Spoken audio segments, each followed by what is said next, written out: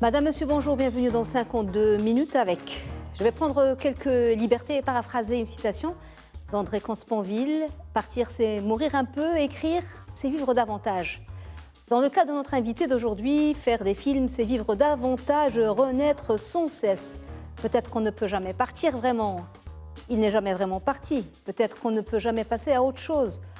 Comme m'a dit quelqu'un récemment, mais on peut bousculer le monde, oui.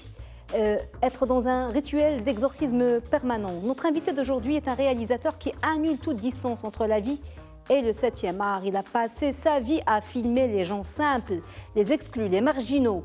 Si vous cherchez l'évasion de votre petite vie dans le grand écran, un conseil, passez votre chemin.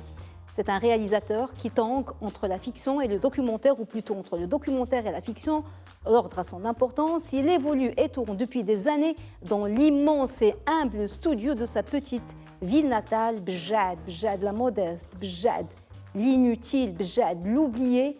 Il fait des films justement pour lutter contre l'amnésie, pour préserver l'identité, le souvenir, figer le temps qui nous file entre les doigts.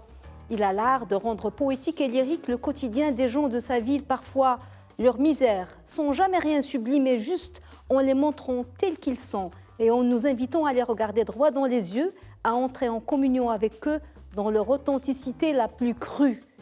Bjad, mon amour, je suis tentée d'intituler ainsi l'ensemble de son œuvre, un amour avec son cortège de petites trahisons, de culpabilité, de départ, de retour. Des trahisons, il en a eu 2 dans toute sa carrière, je pense, cinématographique, si je ne me trompe pas. Il a tourné ailleurs, loin de Bjad. Il en avait sûrement besoin d'aller voir ailleurs, un peu de distance pour revenir plus amoureux, plus transi, plus sûr que jamais que tout ce qu'il cherche à montrer, toute la magie, la réalité, la singularité et l'universalité du monde se trouve là, à portée d'objectifs dans son petit patelin mystique et plein de dignité, aux murs fissurés et aux âmes lézardées sur qui veille le Saint-Sophie fondateur de la ville, Sidi Bouabil Charqi. Notre invité d'aujourd'hui est le réalisateur, scénariste et producteur marocain Hakim Belabbas, Abdel Hakim pour les intimes. Il est aussi directeur de l'ISMAC, l'Institut supérieur des métiers de l'audiovisuel et du cinéma. Il est l'auteur et le réalisateur de magnifiques films et documentaires qui ont marqué l'histoire du cinéma marocain, des œuvres empreintes d'une expression hautement personnelle, Alash al-Bahar, Pluie de sueur, Fragments, Ces mains-là, Le Can, L'Hyot et Ribo, Mur effondré, et la liste est longue. Hakim Belabbas, nous sommes ravis de vous avoir sur le plateau de 52 minutes avec. Merci d'avoir accepté notre invitation. Alors, on va commencer par le début. Oui. Inévitable. Vous êtes né à Bjad, et dans une famille nombreuse. Vous étiez 11 enfants. Et vous avez grandi dans un univers particulier. On va voir la photo de la famille, et avec un père et une mère particuliers. Ça, c'est une photo. Oui, c'est en fait, Khalti Hakim, il n'y a pas ma mère, il n'y a pas mon père. Oui. Ana Hada. Et puis il y a Fouzia, Naïma, Bouchra, Taha, Abdilah, Hadik Rachida. Donc c'est une photo, je crois, c'était l'anniversaire de Abdilah ou la Taha. Ouais. Et 1963, ouais. 1962. Comme ma mère avait un enfant presque chaque année, il y avait Hakima Khalti qui l'aidait. Oui. Il y avait Zohra Bint Amti qui l'aidait. Et il y avait Khadouj qui l'aidait, Bint Amti. Oui. Hakim Belabbas et Bjad, ça va ensemble. Ouais. Parce que, en fait, grâce à vous, un peu, la ville est connue dans le monde entier. Est-ce qu'au final, ce n'était pas ce que vous vouliez, ce petit coin, ce patelin perdu au fin fond du Maroc? Ouais. Qu'est-ce qu'il y avait... Et vous aimez cette ville, viscéralement? Qu'est-ce que vous aimez dans cette ville? Pourtant depuis, pas seulement mon enfance, depuis notre enfance, les garçons et les filles de ma génération, on ne rêvait que de quitter, que de partir. On appelait Bjad l'Hafra. Ouais, le trou. Mais il y a cette sorte de... it's a love-hate relationship. Oui, c'est passionnel. Oui, mais ce que je peux te dire, c'est que j'ai un ami très, très intime qui s'appelle Don Smith, qui a fait ses études avec moi, qui était vice-président de l'école de cinéma au sein de Columbia College. On a fait des études ensemble. Qui est venu avec moi la première fois quand je devais tourner mon film de thèse. Dan est insomniaque. Et donc, il dort une demi-heure, il se réveille, il travaille pendant 1 heure, toute sa vie. Et il vient la première fois à Bjad, il dort de 11 heures du soir jusqu'à 7 heures du matin. Ah oui. Et c'est la première chose qu'il me dit. Des choses comme ça, moi, it makes for good storytelling. C'est une bonne histoire. On s'en fout. Est-ce qu'il y a quelque chose dans l'air? Oui. Mais métaphoriquement, il y a quelque chose. Est-ce que c'est nous ou est-ce que c'est moi qui ai créé cet air? Je ne sais pas. Tout ce que je sais, c'est que c'est parce qu'on peut très bien dire que c'est un espace un peu mystique. Oui. De par Zawiya, ديال بوابة الشرقي ولا اللهنية وسيد الغزواني وسيد العربي وسيد المعطي وسيد السايح وكاع كلهم. Et donc, quelque part, on est presque amené à vivre dans une introspection quelconque. Oui. Donc, il كنت شوية ديال التأمل وما كاين ما يدار. Donc, il n'y a que ça. Parce que c'est génial de s'ennuyer, parce que les gens d'aujourd'hui ne s'ennuient plus, mais alors avant on avait le temps de s'ennuyer. On va parler, parce que vous avez parlé de Columbia, on va parler de Chicago. Moi je disais tout à l'heure Chicago de Windy City, et avant Bjad c'est peut-être Dusty City, avec de la poussière. It's the city or the town that never dies. Pour moi, c'est la ville qui ne meurt pas. Là, qui ne s'arrête jamais de mourir. Et quand c'est un processus, est-ce que ça ne veut pas dire que c'est une vie, ou c'est une vie, c'est une ville qui n'arrête pas de vivre, ou c'est une vie qu'on ne peut pas achever? Oui. Certains ne le savent pas, mais vous êtes presque pas né dans une salle de cinéma, parce que votre père avait... pas y gérer, mais il a construit. Il a pris la décision de construire une salle de cinéma dans la ville de Bjad. C'est votre père, Haj, avec un ami. Son meilleur ami, qui était un modèle pour moi. Ami Mohamed, il disait toujours, his motto, donc sa devise était, Shi bas ma kain, shi tmara ma bqat. Que moi, je ne comprenais pas quand j'étais petit. Mais je me dis, c'est beau quand même. C'est un peu fataliste aussi? Non, c'est surtout le fait que même si les choses ne vont pas bien, it's okay. Alors, ce cinéma, c'était particulier quand même, parce que vous viviez dans le cinéma, vous étiez au guichet, vous étiez avec le projectionniste. Il n'y avait pas qu'une salle, il y avait une vieille salle.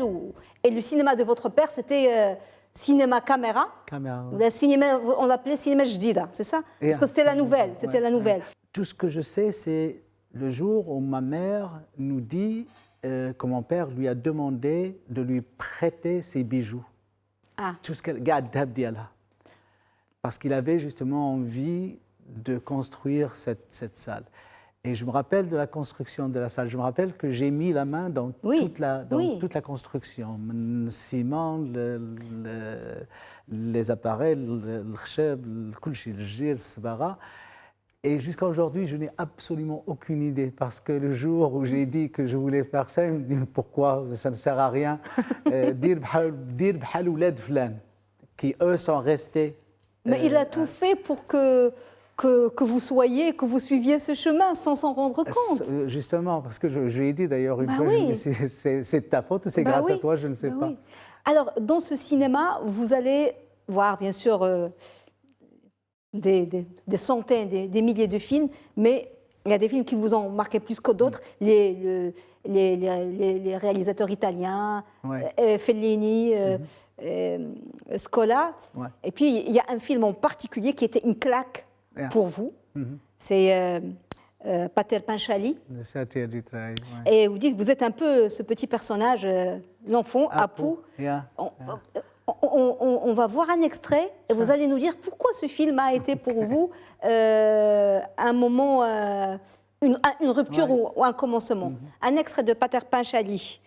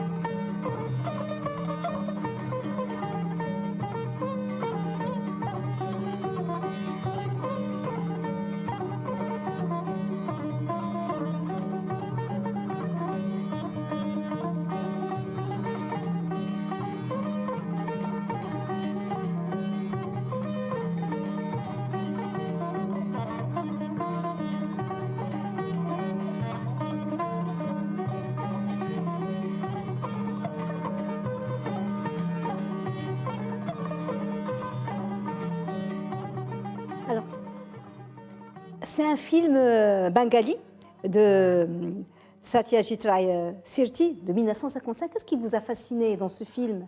Tout, j'en ai encore la chair de oui, poule. parce que je vous ai vu Aujourd'hui, regarder je avec... peux le voir, ce film, d'ailleurs, je l'ai vu des centaines de fois, mais tout parce qu'à l'époque, je ne savais pas ce que c'était le cinéma. Pour moi, le cinéma, c'était les films Bollywood, les films américains, les films français à la rigueur. J'étais amoureux de Romy Schneider, j'étais amoureux de Stefania Sandrelli, j'étais amoureux de Sophia Loren.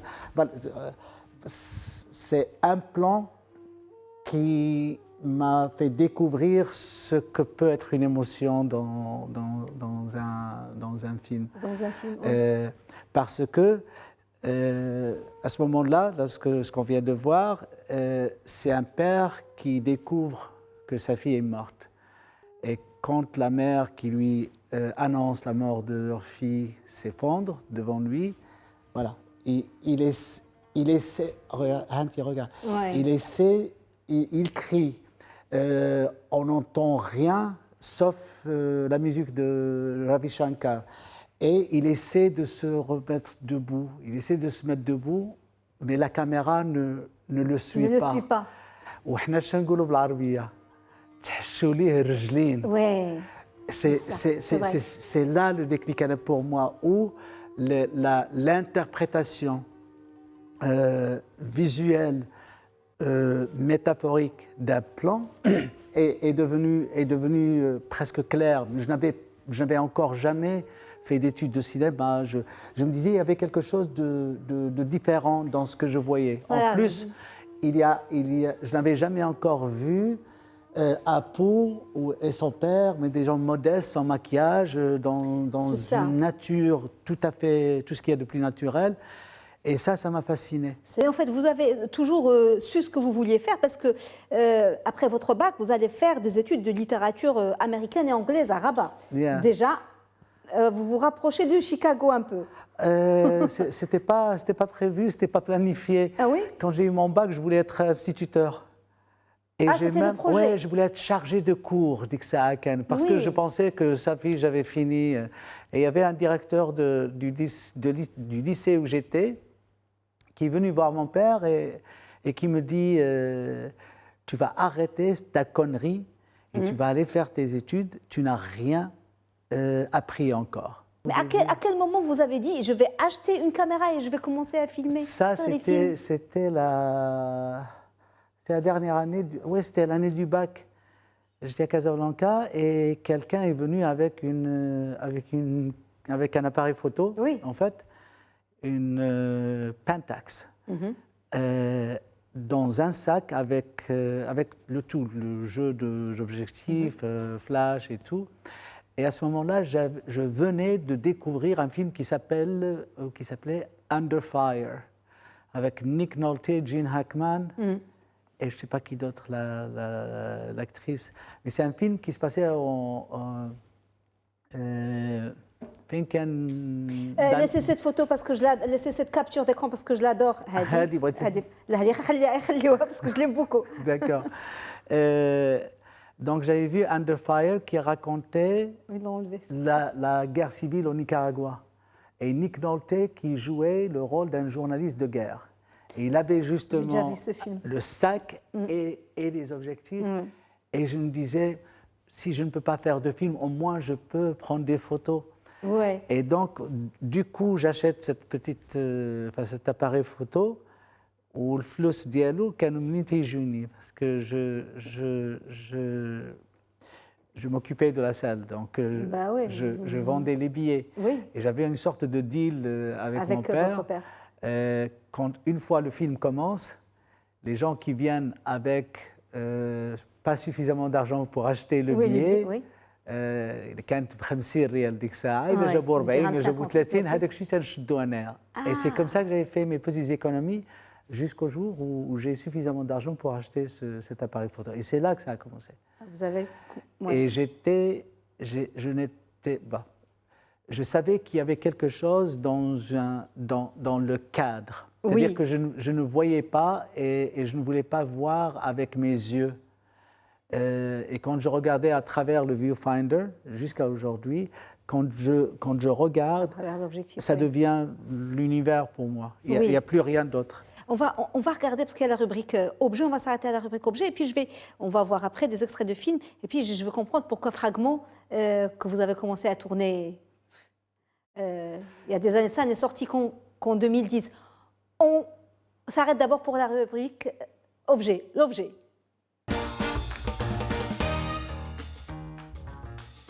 Alors, je n'ai aucune idée de l'objet que vous avez ramené avec vous. Franchement, je ne sais pas.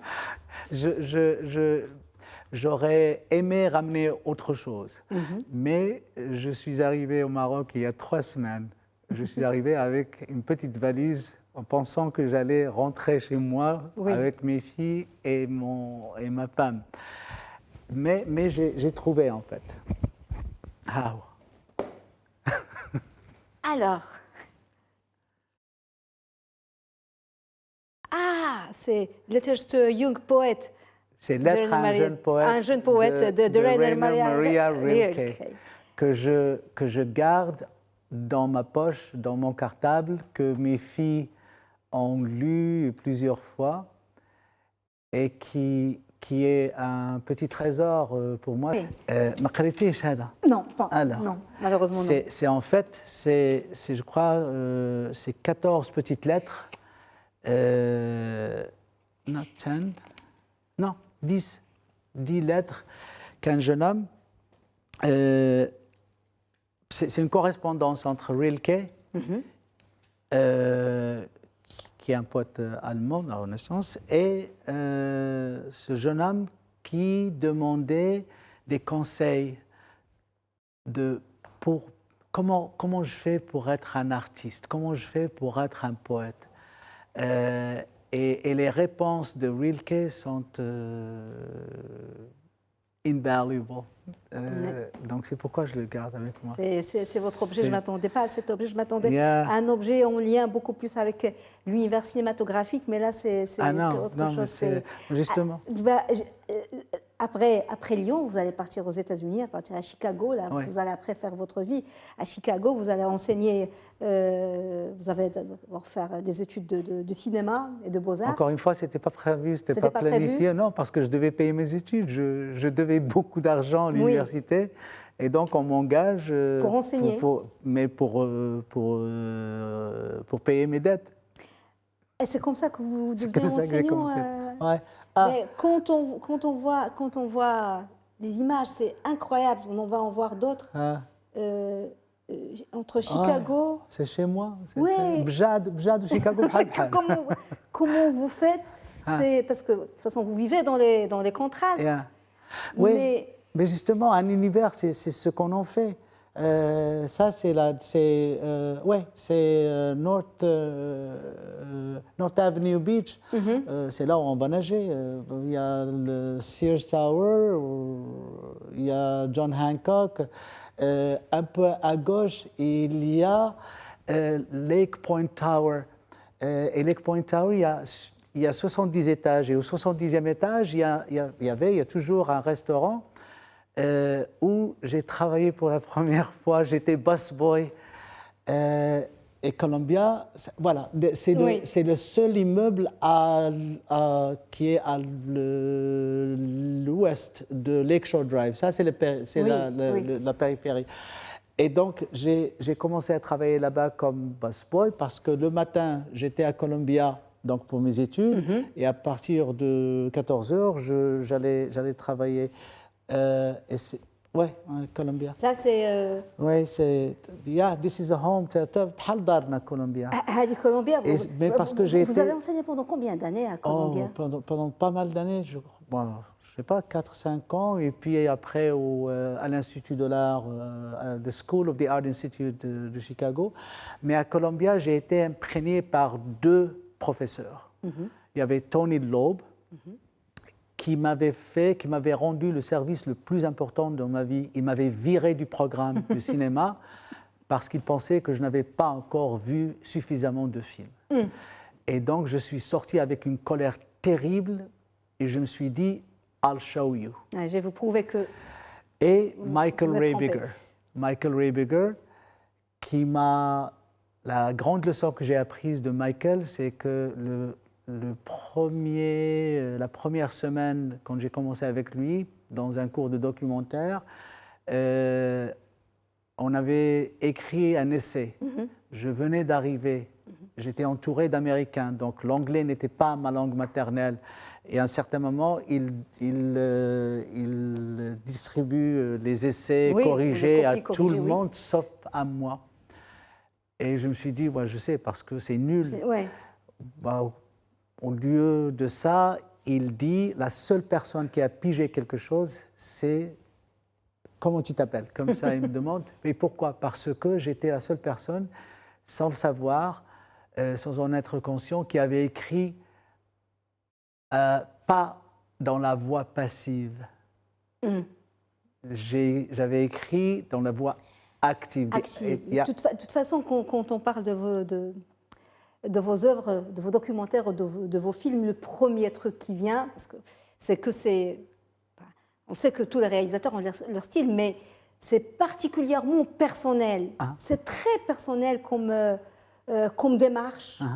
C'est très intime. Et c'est très personnel. Oui, pour moi, on ne peut pas se permettre de demander à un groupe de personnes de venir s'installer dans une grande salle avec un écran géant et we turn off the lights, venez voir, je vais vous montrer quelque chose d'important.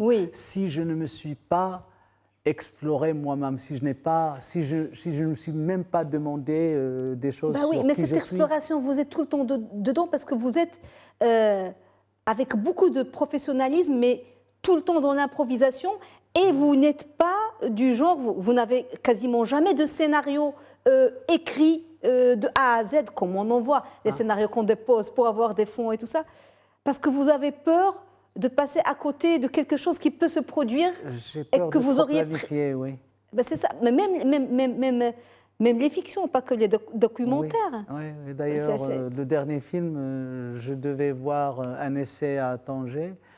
Je n'ai toujours pas pu le voir parce que je ne suis jamais sûr. Parce que quand je commence, je ne suis pas Dostoïevski ou James Joyce. J'estime et je crois beaucoup en cette chose. Andrei Tarkovsky a un subtil livre qui s'appelle Le temps scellé. Et il y a l'autre version, l'autre interprétation du titre qui est sculpté dans le temps. Le cinéma, c'est ça pour moi. Et donc, j'espère, je ne suis pas Tarkovsky, je ne prétends pas l'être, mais j'estime que quand je commence avec un bout de marbre, par exemple, and then I'm chiseling away. Vous ciselez au fur et à mesure. Je ne sais jamais ce à quoi va aboutir le travail. C'est rare dans les fictions.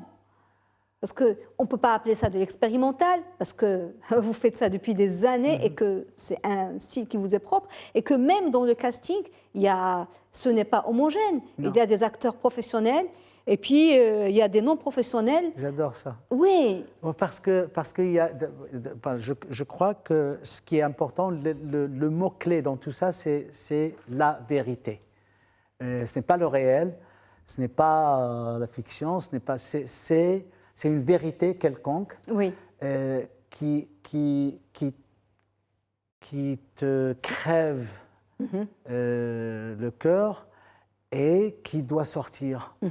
Donc je peux tout faire sauf le cinéma pour moi, la caméra et le micro, c'est une affaire d'éthique. Je n'aime pas les zooms par exemple. Ouais. Je n'ai presque jamais utilisé de zoom. Parce que j'estime que pour me rapprocher de toi, si je ne le fais pas physiquement, je ne vais surtout pas le faire mécaniquement. Et donc, ça, oui. ça se traduit dans tout ce que je fais. On va regarder un peu quelques extraits de vos documentaires et de vos films, et on va revenir pour parler de ça, pour parler du documentaire, pour parler de la fiction, pour parler de cette frontière en fait, qui n'existe quasiment pas, en fait, qui n'existe pas chez vous. On regarde des extraits.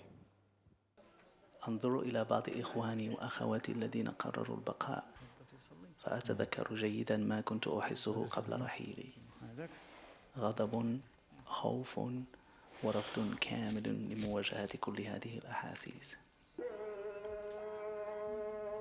ما تخافيش ما تخافش نهار كيفاش حد وبك لا لا شوف سيدي هذاك الشيء الموت والحياة بيد الله تبارك وتعالى. أنا ما نضربش هذا الحساب فهمتي هذاك الشيء موكول لله تبارك وتعالى. الله يرضى عليك اولدي ما تخافيش ما تخافيش راه ربي حجاب مستور ان شاء الله ما تخافيش.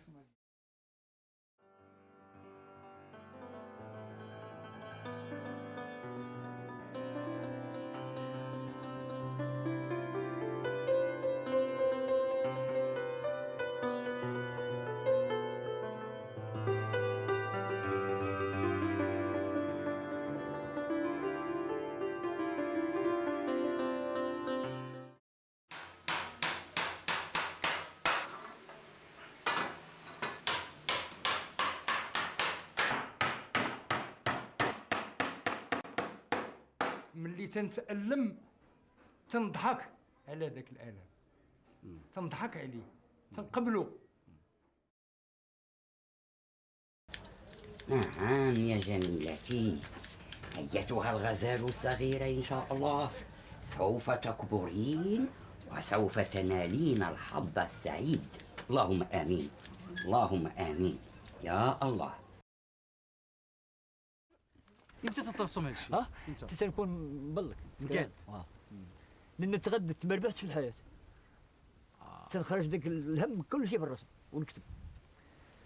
انا ما درت حتى حاجه في هذه الحياه المالور كلها ومشيت سونريال لا مرا لا فيديو لا تيلي والو ما عمري شديت تاميه من الدوله كاع ما عمري دخلت البنك ما عمري سنيت هادو هما ولادي هذا الشيء كل شيء هذا المصير ديالي تنسى في هذا الشيء.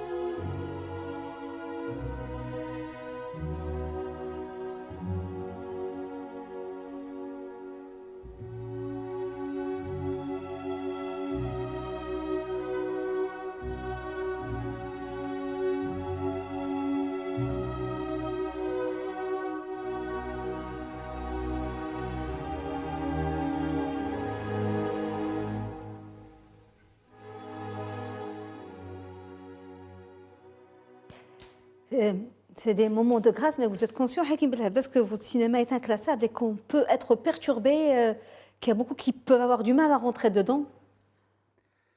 Vous ne faites pas des films pour la masse, de toute façon. Ah, ça fait mal, ça. Non, je veux dire, c'est pas les blockbusters. Je l'ai dit dans le bon sens, je n'ai pas dit dans... Non, parce que je me dis... pour moi, le cinéma, ce n'est pas une question de...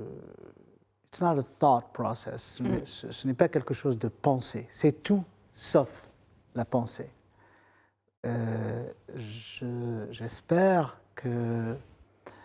Parce que quand je fais ce que je fais, ce à quoi j'aspire, c'est que ta maman puisse être emportée par un petit moment qu'elle reconnaîtrait. Je crois beaucoup à cette idée de l'extase de la vérité. Et ce sont ces moments où, peu importe notre culture, peu importe notre géographie, où on a vécu, notre religion, il y a des moments qui vous touchent au plus profond de ce qui fait votre humanité. C'est quelque part ici qu'elle marche. Et donc, pour moi, c'est ça l'important. Donc, je me dis, et c'est vrai, parce que si on est habitué à un cinéma... Formaté... Oui, et j'adore le formaté. J'adore les films de Jackie Chan, j'adore mais je me dis, quelque part, il y a aussi cet autre cinéma... Oui. Et cette question de... Parce que, bien sûr, il y a beaucoup d'esthétisme, mais c'est très épuré. C'est onirique par moments, comme ça peut être parfois cauchemardesque, parce qu'il y a la violence, et il y a tout mélangé. Mais on le voit, des décisions esthétiques, il y a de gros risques. Mais on ne sait jamais, c'est ça qui nous perd. Si on est dans le documentaire, si on est dans une fiction, c'est des choses qui, pour vous, n'ont pas d'importance. Les genres. Absolument pas. Peu importe le genre. Encore une fois, pour moi, ce sont des moments de vérité qu'on reconnaît par notre partie du cerveau reptilien, je ne sais pas quoi, mais c'est ça. Le reste, ce n'est même pas l'histoire. Des fois, l'histoire, c'est pas que ça ne me concerne pas, mais il y a un récit. Et vous ne dirigez pas les acteurs comme les autres réalisateurs, parce que vous dites que ce qui vous intéresse, c'est qu'on vous dite clap de fin et voir comment se comporte. C'est toujours avant de dire action et après, quand on a dit couper, je ne coupe jamais Vous dites quand il couper, mais faut. vous laissez tourner, en fait. Je laisse aller parce que, encore une fois, les acteurs, surtout ceux qui sont trained, ceux qui sont professionnels, it's their craft, c'est des kiharftsum. Ben oui. Donc, on se prépare, on est dans le personnage et pouf, on y va. Pour moi, c'est les moments d'hésitation, c'est les moments de vulnérabilité de l'acteur, c'est Oui. les moments où on ne sait pas encore si on va faire ce qu'il faut, si on va avoir la bonne émotion. Mais pour moi, quand un acteur se demande quelle est l'émotion, ou si elle ou il va avoir la bonne émotion, déjà, je suis dans le fabriqué. Oui. Et j'essaie de ne pas... Vous n'êtes pas dans le fabriqué, vous n'êtes pas dans la fabrication de décors parce que, en fait, vous ne cherchez pas, vous dites l'équivalent de décor, vous allez vous tourner dans le décor. Oui, parce que les espaces sont remplis, les espaces sont Oui. habités. Oui. Oui, Il y a ils sont toujours, habités, il y a oui. toujours les âmes, il y a toujours les fantômes qui sont là. Et j'adore tourner là où, dans les lieux du crime en quelque sorte. Oui, oui, oui. Vous ne reconstituez pas la Ouais, scène ouais, du bien crime, sûr. vous tournez dans la scène.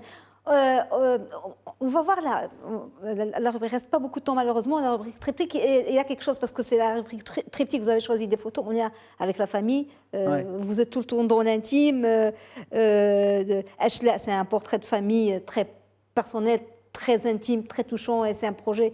D'ailleurs, pourquoi vous l'avez en fait sorti en 2010 alors que vous avez commencé le tournage? Pourquoi vous dites ça s'arrête en 2010? Vous ne savez pas. Je ne sais pas, Alors, je ne mesure jamais. vos filles sont nées aux États-Unis, mais quand elles sont abjètes, elles sont comme des poissons dans l'eau. Absolument, yeah. Mais- Regarde. Je ne sais pas pourquoi. Ah ben, les chiens ne font pas de chat. Hein, c'est- Regarde. Mais elles sont mais ce n'est pas, encore une fois, ce n'est pas que Souad et moi, nous sommes dit voilà la manière avec laquelle ou dont on va élever nos filles. Je crois que c'est un peu de nous qu'elles ont. Et donc, il y a cet enracinement quelque part. Maya, elle est Oui. plus jadier que moi. Oui. Maya parle encore de son grand-père au présent. Ouais. Il y a une très jolie photo avec son grand-père, je crois que c'est Maya. C'est non, c'est- Hadi Zubeida bint non, Bouchrarti avec. Ah oui, je croyais avec que c'était Amhaj, Maya. mais elles se ressemblent toutes. Elles se ressemblent. On va voir le triptyque, parce qu'il y a aussi question de famille triptyque.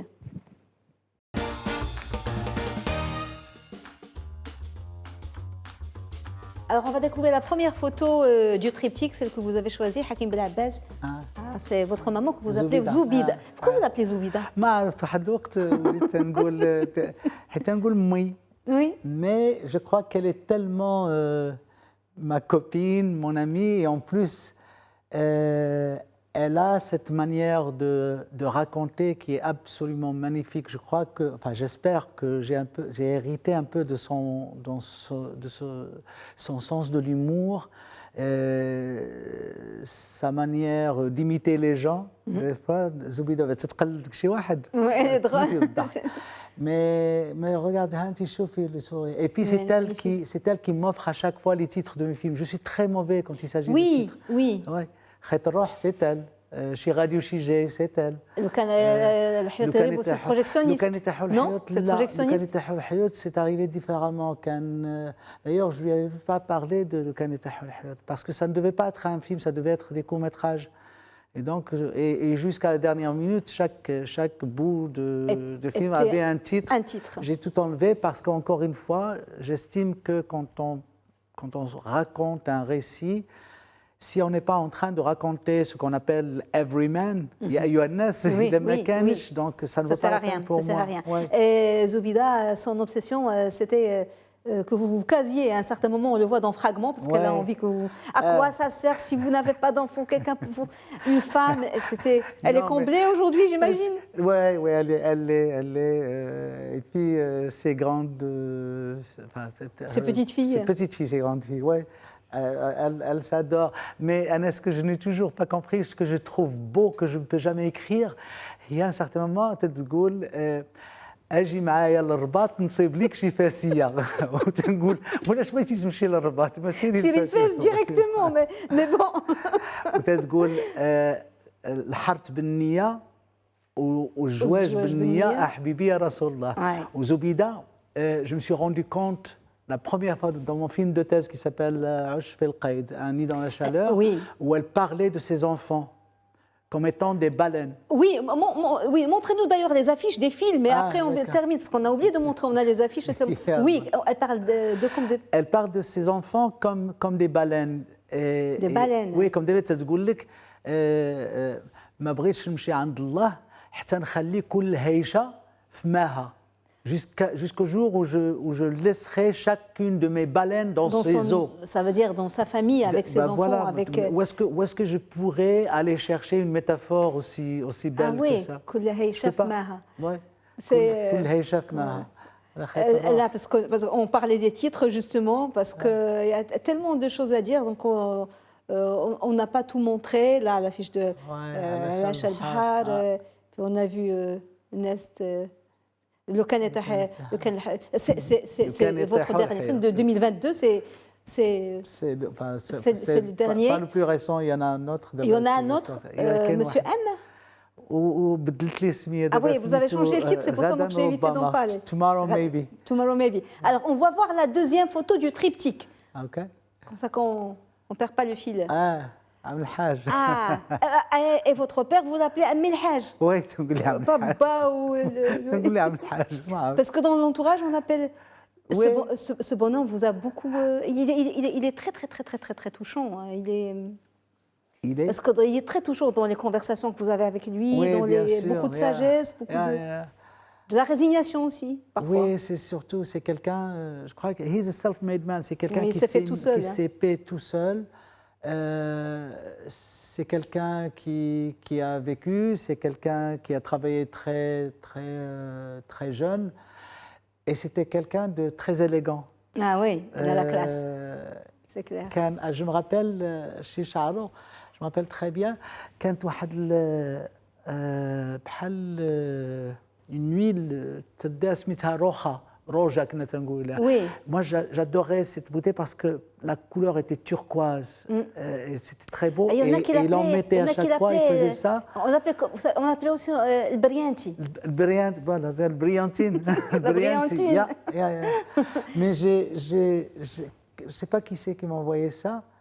Et ça m'a rappelé un peu, c'est avant la CIN, c'est Warqa Bitaqa Ta'rif, oui. Mais c'est une de ces photos que je n'avais pas en fait. Ah, d'accord. Sur cette carte. La troisième photo, on reste toujours dans la famille. Ah, c'est avec votre épouse. C'est Souad, Maya et Sophia. Et Sophia. Voilà. Alors. It's my life. Oui. Et vous êtes maintenant entre Chicago et Rabat. Avant, c'était entre Chicago et Bjad. Maintenant, c'est Chicago et Rabat parce que maintenant, vous vous êtes lancé en fait dans une nouvelle et très, très, très belle aventure. Parce que vous avez été nommé récemment directeur de l'ISMAC. Oui.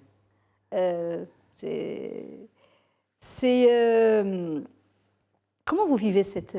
Vous avez enseigné pendant des années. Oui. Mais là, être dirigé un institut... Être dans l'administratif, être dans... Non. Oui, mais vous savez, enfin, tu sais, être dans l'administratif, on peut le faire. Il y a plusieurs manières d'être dans l'administratif. Être dans l'administratif, pour moi, aujourd'hui, au début, quand je suis arrivé, je n'étais pas très sûr que j'allais rester. Mais le matin où j'ai rencontré... les étudiants. Mes étudiantes et mes étudiants, tout a changé, tout a basculé. Parce que je me suis un peu vu dans leurs yeux et je me suis dit, je suis là, je vais être là pour elles et pour eux. Oui. Parce que j'ai été émerveillé du talent que j'ai senti. Il faut juste dépoussiérer un tout petit peu des fois et les laisser s'envoler. Et pour ça, je suis prêt à laisser ma famille derrière et être là, parce que je crois que ça vaut la peine. Et parce que peut-être qu'il y a aussi une part de to contribute a verse, comment on dit, c'est de contribuer un petit Oui. verre dans... Même une goutte dans un... Non, oui. mais mon pays m'a tout donné. J'ai fait l'école publique, قريت بحالي بحال عباد الله، شديت البورس. Et j'adore faire ça, j'adore partager. Vous lui devez ça. Je n'enseigne pas, on partage. Et puis c'est du gâchis de laisser ces étudiants livrés à eux-mêmes, parce que vous dites qu'il y a tellement de potentiel. Et vous n'êtes pas seul. On va voir une photo de vos compères qui ont enseigné avec vous à Columbia. La photo avec Hamadi Giroum et avec les deux messieurs et Dan Smith. Voilà. Alors, Hamadi Giroum, qui a enseigné avec vous à Columbia, qui est un grand monsieur, un grand ami, Hamadi. Grand ami, critique du cinéma, Smith, professeur. Voilà, Dan, c'est lui, enfin, on a commencé par Dan, le fait qu'il ne dort pas. C'est lui qui dort. Et là, il est عنده la carte nationale de Bjad, عنده الطابع. Alors, vous vous êtes entouré de gens qui ont les mêmes, on va dire les mêmes idéaux. Non, ils ont la même... c'est au-delà de la passion, c'est une obsession. Ils ont l'obsession du partage, ils ont l'obsession d'être heureux quand ils vont voir un bout de cinéma produit, fait par un jeune homme ou une jeune femme avec qui ils ont eu un lien. Et il n'y a pas... je t'assure que c'est la plénitude. Quand on a été là, au moment où une graine d'idée naît, et quand on voit aboutir cette graine d'idée sur un grand écran, et je crois que ça a été prouvé avec ce petit projet de Mukhtabar Sahara qui... Vous alliez, un peu dans... Oui, on allait là où il n'y avait pas de cinéma. Là où il n'y avait pas de cinéma pour projeter des films. Pour faire des films aussi. Des sessions de formation en faveur de personnes que... Un mois et demi ou 2 mois? Oui, au bout on arrive en amis, on se prend un petit hôtel ou un grand hôtel et on enseigne le matin et on sort tourner le soir, l'après-midi. Ce qui était beau, c'est que, et je me suis retrouvé la première fois où je suis arrivé, c'est un univers qui se prête à l'introspection. Oui. Donc, أنا بالنسبة لي الوليدات ديال المختبر كلهم شعراء وشاعرات. Et puis وحتى في اللغة حسانية. Oui. Il y a un sens du rythme. Oui. Il y a un sens de la métaphore. On se demande sur ce que nous sommes en train de faire dans cette vie. C'est particulier le désert. Alors, on a débordé. Il reste la dernière rubrique qui est le chef-d'œuvre. On va découvrir le chef-d'œuvre que Hakim Belabbas a choisi. Chef-d'œuvre.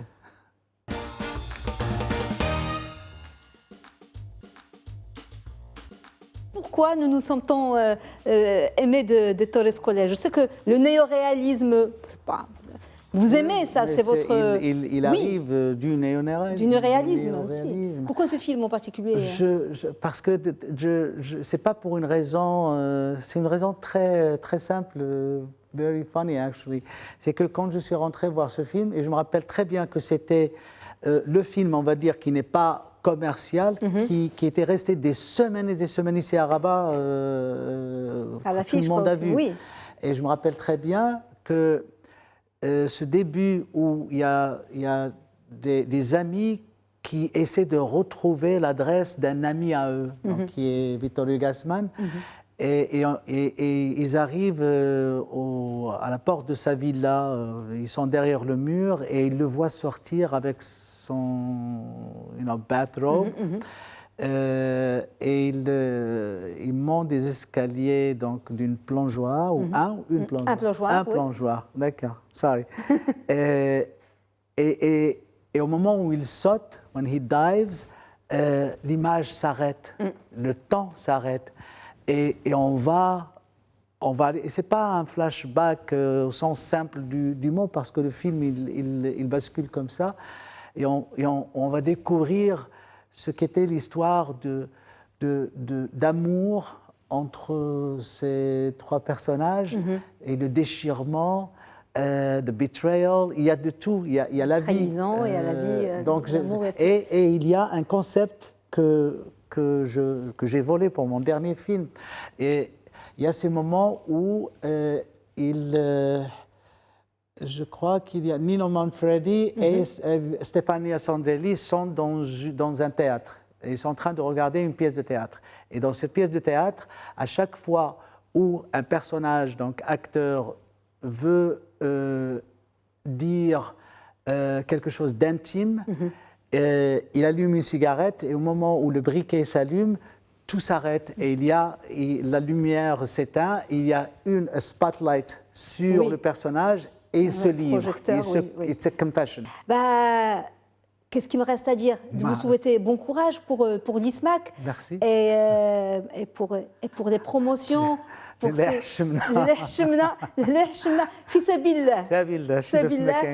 et on attend votre film. On ne connaît pas encore le titre. Ça va peut-être changer en cours de route. Je ne sais pas. Merci beaucoup. C'est moi, Hakim qui te remercie. Merci. Madame, monsieur, merci beaucoup de nous avoir suivis. Bon suite des programmes sur Média TV. Très belle soirée.